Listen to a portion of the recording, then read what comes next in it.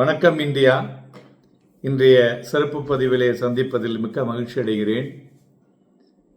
போன வாரத்தில் மார்க்கெட் ஒரு ஒரு கிறிஸ்மஸ் கிஃப்ட்னே சொல்லலாம். என்னன்னு கேட்குறீங்களா? எஃப்ஐஐ கடைசி 2-3 தினங்களில் 4000 கோடி ரூபாய்க்கு நமது சந்தைகளில் வாங்கியிருக்காங்க. இது பாசிட்டிவ் டு த மார்க்கெட் அப்படின்னு சொல்லலாம். மேலும் மார்க்கெட்டை பொறுத்தவரை ஒரு மியூட்டட் ஸ்லைட்லி டவுன், ஒரு 80 பாயிண்ட்டுகள் குறைந்து 25,966 முடிவடைந்திருக்கிறது. நேற்றைய தினம் அந்த 200 மூவிங் அவரேஜை பற்றியும் நம்ம பேசியிருக்கிறோம். அதனால் நேற்றைய தினம் பார்த்துட்டு இன்றைக்கி பார்த்தீங்கன்னா உங்களுக்கு இன்னொரு பெட்டர் கிளாரிட்டி கிடைக்கும். அதோடு நம்மளுடைய ஃபாரின் ரிசர்வும் பார்த்தீங்கன்னாக்க சற்று அதிகரித்துள்ளது. தங்கம் வெள்ளியில் கடைசி நாள் அன்றைக்கி சற்று வீழ்ச்சியை தழுவினதுன்னு சொல்லலாம். ஸோ இப்போ இது எல்லாவற்றையும் வைத்து பார்க்கும் பொழுது வரும் வாரம் எப்படி இருக்கும் அப்படிங்கிறதுல எல்லாருக்கும் ஒரு பெரிய இருக்குது. மார்க்கெட் ஒரு ஸ்ட்ராங் ரீபவுண்டு, அதுவும் ஃபாரின் இன்வெஸ்டர்ஸ் வந்திருக்காங்கல்ல, அது ஒரு ஒரு பெட்டர் சென்டிமெண்ட் சேஞ்சை நமது சந்தைகளில் வரக்கூடிய நாட்களில் கொடுக்கக்கூடும் என்று எதிர்பார்க்கலாம். ஸோ அதாவது சென்டிமெண்ட் இம்ப்ரூவ்டு பெட்டர்னே சொல்லலாம். அதுவும் கடைசி நாளில் அந்த இம்ப்ரூவ்மெண்ட்டு தொடரத்துக்குண்டான வாய்ப்புகள் அதிகமாக தெரிகிறது. மேலும் ஒரு அட்ராக்டிவ் வேல்யூவேஷன்ஸையும் நம்மளுடைய குளோபல் கம்பெனிகளோட கம்பேர் பண்ணும்போது அட்ராக்டிவ் வேல்யூவேஷனாக இந்தியன் பங்கு சந்தைகள் இருப்பதையும் பார்க்க முடிகிறது. மேலும் கூலிங் ஆஃப் யூஎஸ் இன்ஃப்ளேஷன் பார்த்திங்கனாக்க நவம்பர் 4 வருடத்தினுடைய லோவை தொட்டுள்ளது, 3.26%. ஸோ அதனால் interest rate cut by Bank of England அந்த ரேலி பார்க்கும்பொழுது குளோபல் மார்க்கெட்டில் எல்லாமே ஒரு சப்போர்ட்டிவ் பாசிட்டிவ் சென்டிமெண்ட்டை கொடுத்துருக்கு, யூஎஸ் ஆகட்டும் யூரோப் ஆகட்டும். ஸோ அதனால் இந்த கிறிஸ்மஸ் ஹாலிடே அப்ரோச் இருக்கிறதுனால மார்க்கெட் ரேஞ்ச் பவுண்டாக இருக்கக்கூடிய வாய்ப்புகளும் இருக்கிறது. பட் நம்ம அடுத்த வாரத்திற்கு முக்கியமான ஃபேக்டர்ஸ் அப்படின்னு பார்த்தோன்னா ஒன்று எஃப்ஐஐ ஆக்டிவிட்டி.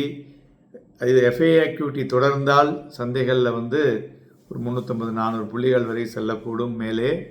அடுத்தது அதுபோல் நம்மளுடைய யூஎஸ்டி ஐஎன்ஆரும் பார்த்திங்கனாக்க இந்திய ரூபாயினுடைய மதிப்பு ஸ்ட்ரெங்தன் ஆயின்ருக்கு. இதுவும் ஒரு பெட்டர் மூமெண்ட்டு. அதுமாரி யூஎஸ் இந்தியா ட்ரேட் டீல் பார்த்திங்கன்னு வச்சுங்களேன், ஒரு நியரிங் கம்ப்ளீஷன் அப்படிங்கிற மாதிரி சொல்லிகிட்டு இருக்காங்க. ஸோ இதெல்லாம் ஒரு ஒரு நம்மளுடைய மார்க்கெட்டில் சென்டிமெண்ட்டை பெட்டராக கொடுக்கக்கூடும். அதுபோல் நம்மளுடைய பார்லிமெண்ட் செஷனும் முன்றைய தினம் முடிவடைந்து விட்டது. ஸோ அதனால் பார்லிமெண்ட் முடிஞ்சாலே மார்க்கெட் ஏறுங்க. நீங்கள் வாட்ச் பண்ணி பாருங்கள் எப்பப்பெல்லாம். அதுக்கப்புறம் பார்த்திங்கன்னா ஒரு மொமெண்டம் இருக்கக்கூடும். ஸோ அதனால் அந்த US inflation plus renewed FI buying interest இருக்கிறதுனால ஃபர்தர் சப்போர்ட்டிங் த சென்டிமெண்ட், சந்தைகள் மேலே செல்லக்கூடிய வாய்ப்புகள். இது செக்டர் ஸ்பெசிஃபிக் டாமினேஷன்ஸை அதிகமாக ஏற்படுத்தக்கூடும் என்றும் எதிர்பார்க்கலாம். அதுபோல் டிப் ஆச்சுனாக்க so buy on dip is a very attractive buy இந்த மார்க்கெட்டுங்க. 2026 பட்ஜெட்டுக்கு அப்புறம் சந்தைகளில் ஷேரெல்லாம் பார்த்திங்கன்னா இன்றைக்கிலேருந்து ஒரு 10-15% மேலே தான் உங்களால் எந்த ஷேரையுமே வாங்க முடியும். ஏன்னா மார்க்கெட்டை அந்த ஏற்ற இறக்கம் அது அதோட வேலையை செய்கிறது. நமக்கு என்ன வேணும் என்பதை சரியாக பிக் பண்ணுவது தான் நம்மளுடைய வேலை இல்லையா?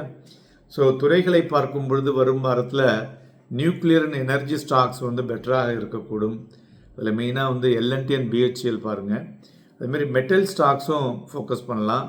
ஏன்னா பேஸ் மெட்டல் ப்ரைஸ் எல்எம்இயில் ஏறி இருக்கு. அதனால் மெட்டலில் கண்டிப்பாக மொமெண்டம் இருக்கக்கூடும். அதேமாரி கோல்டு ஃபைனான்ஸ் ஸ்டாக்ஸ்லாம் பார்த்திங்கனாக்க இந்த ரைசிங் கோல்டு ப்ரைஸ்னால் கோல்டு ஃபைனான்ஸ் ஸ்டாக்ஸில் மறுபடியும் மொமெண்டம் வந்திருக்கிறது. அதுமாரி பேங்கிங் என்பிஎஃப்சி ஸ்டாக்ஸ்லையும் ஃபோக்கஸ் பண்ணலாம்.